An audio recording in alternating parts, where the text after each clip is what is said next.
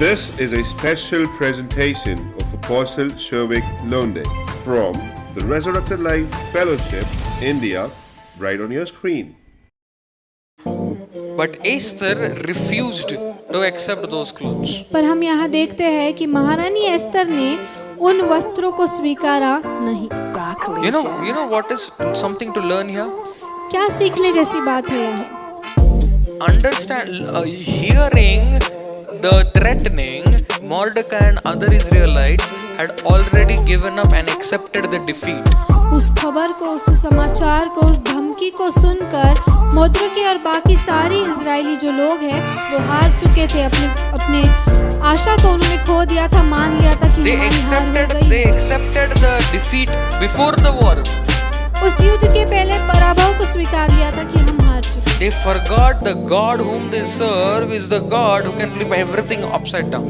वे भूल गए थे हम जिस परमेश्वर की सेवा करते हैं वो हर बात को बदलने वाला परमेश्वर है। And they started to cry and tear their clothes and put ash on their heads and things like that. वो रोने लगे, अपने वस्त्रों को फाड़ने लगे, शोक के वस्त्र पहनने लगे, राख को अपने सिर पर डालकर रोने लगे। They accepted the defeat before the war began. उस युद्ध की शुरुआत से पहले ही अपने पराभव को उन्होंने स्वीकार But किया। Esther chose not to be defeated but fight back. पर महारानी एस्तर ने चुना कि मैं वहाँ खड़ी रहूंगी निरपराभवित। Esther chose, I don't want to give value to the stupid threatening. I believe in my God. Finished. Esther ने चुना मैं इन धमकियों को महत्व नहीं दूंगी, मैं अपने परमेश्वर पर विश्वास करती हूँ, बात खत्म। We need to do the same. हमें भी यही करना है। Doctor comes and tells you, forget it. I know what my Jesus has said. Doctor By his stripes I am healed. Full stop. No comma.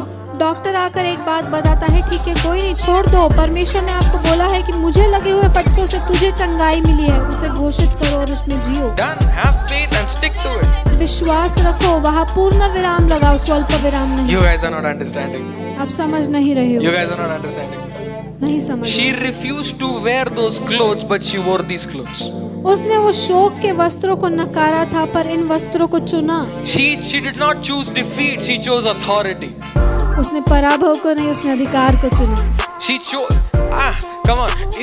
If a policeman walks up to you in a civil dress, अगर civil dress में एक police officer आए आपके पास, बच्चा भी नहीं देखेगा उसको, पता है? बच्चा भी मुड़कर नहीं देखेगा।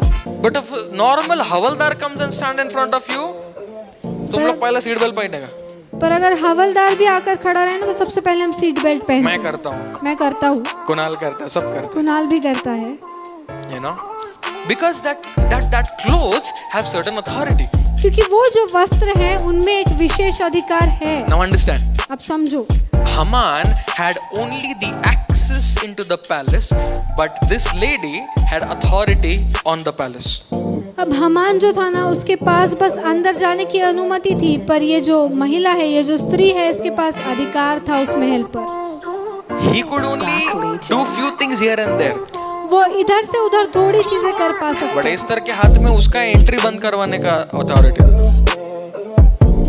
Understand where God is placing you and use that authority carefully. समझो कि परमेश्वर ने आपको कहाँ नियुक्त किया है और उस अधिकार का सही इस्तेमाल करो। But she did not depend on that authority. She first ran to God, fasted, prayed, and then stood. पर फिर भी वो उस अधिकार पर निर्भर नहीं हुई, उसने पहले उपवास प्रार्थना की और फिर उस अधिकार में गई।